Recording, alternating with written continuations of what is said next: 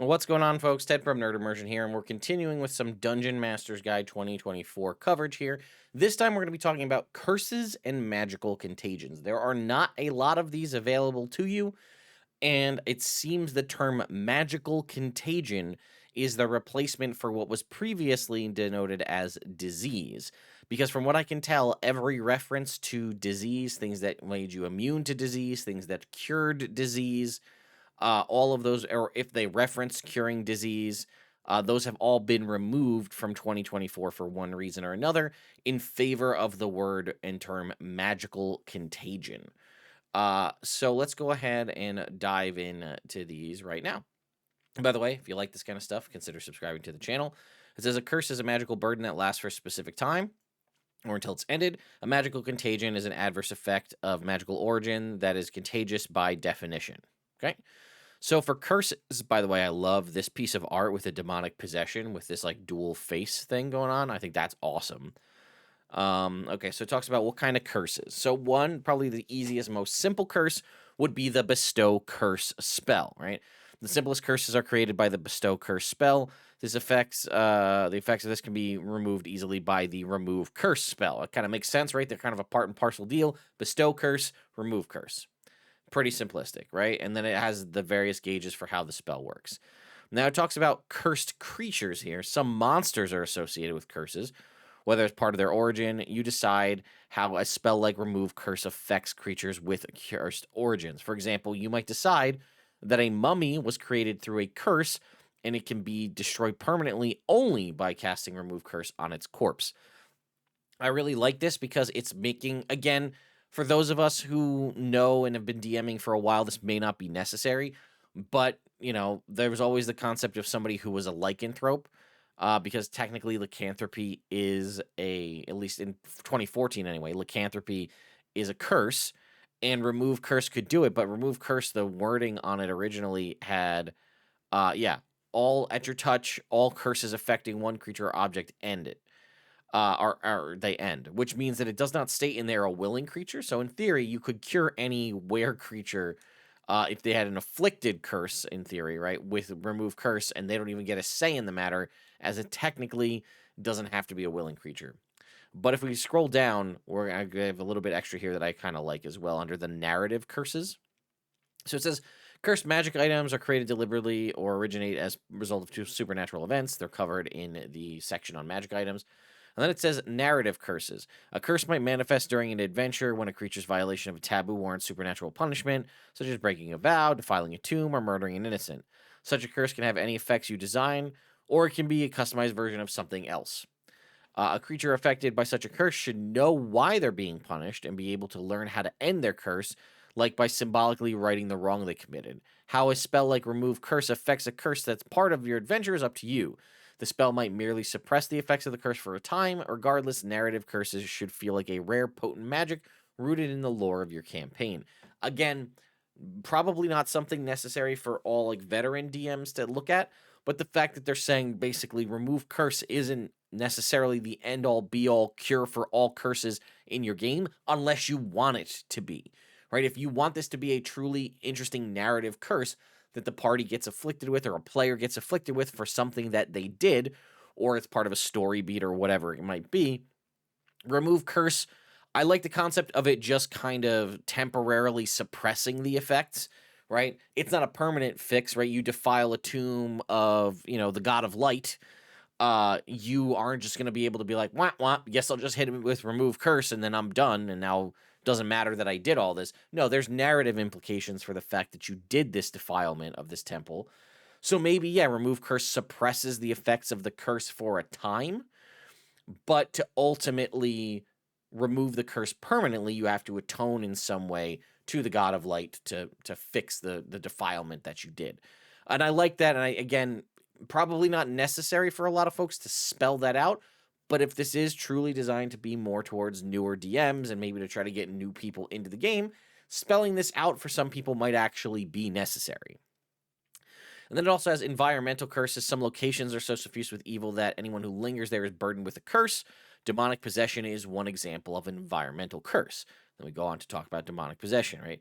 It arises from the chaos and the evils of the abyss and commonly besets creatures that interact with demonic objects or linger in desecrated locations where demonic spirits await victims. A creature that becomes the target of demonic possession must succeed on a DC 15 Charisma saving throw or be possessed by a bodiless demonic entity. Whenever the possessed creature rolls a 1 on a d20, the demonic entity takes control of the creature and determines the creature's behavior. I also really like this a lot. At the end of the possessed creature's later turns, the creature makes a DC 15 Charisma saving throw, regaining control of itself on a success. After finishing a long rest, a creature with demonic possession makes a DC 15 Charisma saving throw. On a successful save, the effect ends on the creature. A Dispel Evil and Good spell on any magic or any magic that removes a curse also ends the effect. I really like that. I think this has a lot of very interesting implications. Like, you roll a natural 1 and like, well, it's demon time, baby. Let's go. And then at the end of the later turns, you try to make the charisma saving throw to regain control of yourself. But, this could be, I'm immediately drawn to things like, I'm thinking like Naruto and Nine-Tailed Fox Spirit, any kind of tailed beast Jinchuriki situation where like, you have something inside of you that's constantly fighting to take control of you, and you do your best to prevent that from happening. Now, obviously, you could say, like that show things with great, senses of emotions could lead to these things taking over. But I kind of like the presence of maybe when you roll a natural 1, this does take over. And I really like this. I'm trying to think of ways I can implement this with players. And obviously, it has to be right for your campaign. It can't just be for everybody. But this could be a very interesting thing that you could utilize in your game. So I really like this. And then we get on to magical contagions. Again, this is the replacement for diseases. It says alchemists, potion brewers, and areas of wild magic are credited with creating the first magical contagions. An outbreak of such a contagion can form the basis of an adventure as characters search for a cure. So, rest and recuperation. If a creature is afflicted with a magical contagion, and spends 3 days recuperating, basically doing nothing but long resting, they can make a DC 15 con save at the end of that period.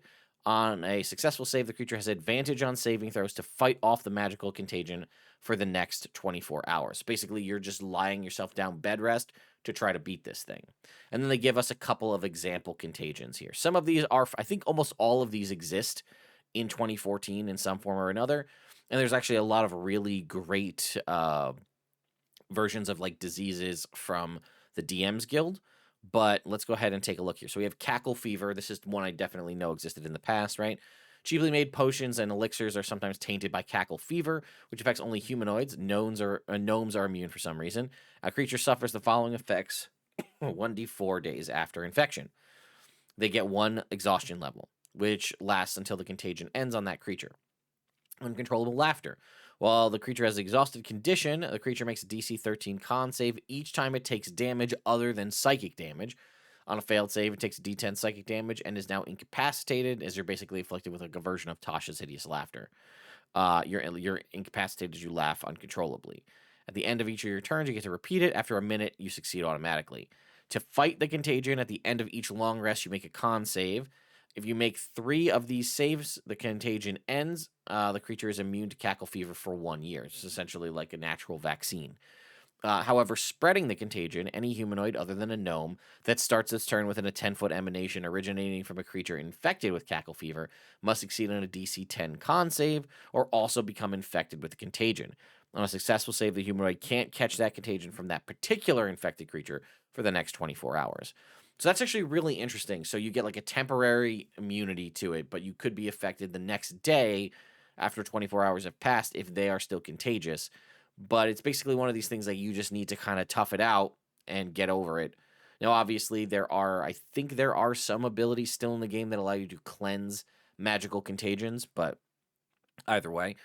And I also really like that it is essentially like Tasha's hideous laughter with a little bit of psychic damage tacked on, which does mean that you could probably do that with a lot of the other spells that are in the game.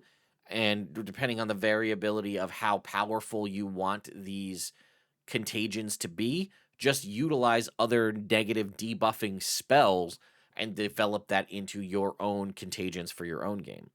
So let's check out Sewer Plague, right? Also, I really just want to point out that Cackle Fever comes from cheaply made potions and elixirs. So, like, basically you could just get this almost as like a weird version of like food poisoning, potion poisoning. I think that's really cool. Failed potions and alchemical waste can give rise to sewer plague, which incubates in sewers and refuse heaps. Obviously, if you're going to be throwing around Otyugs, there could be the potential that they inflict sewer plague as well, as they're basically refuse-eating monsters. Um, any humanoid that is wounded by a creature that carries the contagion, Otyugs definitely should, comes in contact with contaminated filth or offal must succeed on a DC 11 con save or be infected with sewer plague. They suffer the following effects for a D4 days after infection. 1 level of exhaustion. While they have any levels of exhaustion, it regains only half the hit points from spending hit dice. While the creature has any exhaustion levels, finishing a long rest neither restores lost hit points or reduces the creature's exhaustion level. That's pretty brutal. And then to fight it, daily at dawn, you make a Constitution saving throw. On a failure, you gain another level of exhaustion as your fatigue worsens. Ooh, that's brutal. On a successful save, the creature's exhaustion level decreases by 1. If it is reduced to 0, the contagion ends. That's pretty nasty. And lastly here, we have Sight Rot, which can affect any beast or humanoid that drinks tainted water, emits a DC 15 con save, or have the blinded condition. Magic such as heal or lesser restoration spell ends this contagion immediately. So maybe it's only if the spell tells you that it does it. Because notice here, it doesn't say that this cures magical contagions, but it does list out that heal or lesser restoration remove this particular contagion. So it seems like sewer plague and cackle fever, they just have to, unless there's another spell that says it specifically, looks like they just have to run their course. A character who's proficient with an herbalism kit can use it to create a 1 dose of non-magical ointment, which takes an hour. When applied to the eyes of a creature suffering from sight rot, the ointment suppresses the contagion on that creature for 24 hours. That's also fantastic. Excellent use of the herbalism kit to come into play here. Obviously, it's only useful if your DM's throwing these contagions around, but that could be pretty cool. If the contagion is suppressed in this way with this magical ointment for a total of 72 hours, requiring 3 doses and applications of the ointment, the contagion ends on the creature. So there's a magical means of doing it and a non-magical means of removing it, which I really like. And any humanoid that makes skin contact with a creature infected with sight rot must succeed on a DC 15 con save or also become infected. On a successful save, the humanoid can't catch the contagion for that particular infected creature for the next 24 hours. So there you go. I think just thinking this through, I think the slow effect, right, the slow spell, which, right, limits the amount of actions you can do, lowers your AC and all that stuff. I think the slow spell could be an excellent use for, you could make up a magical contagion that basically gives you the effects of the slow spell for whatever you want to call it, call it, I don't know, lethargy or something, whatever you want to make it. But you're able to do that. Like, that could be a really good idea for what a magical contagion could be. And you just get to build the lore around how someone contracts it, how they cure it. Maybe even that would be a funny one if it is essentially this lethargy contagion. If casting haste on them could end it, that'd be kind of funny. Because you're basically speeding, like, everything, their metabolism slows down, everything slows down, and they're kind of just moving at a snail pace. But then you hit them with haste and it, like, cures them of it. That'd be kind of funny. So that would be an interesting option, but I bet you if you were to look through the existing spell list, even something as simple as like a really mundane one that's basically the effects of like permanent or like semi-permanent ray of frost, where your movement speed is just cut by 10 feet, that sucks. And like to have that be like a semi-permanent thing in the form of a very minor magical contagion could be a lot of fun. So I think there's a lot of things that can be learned from this.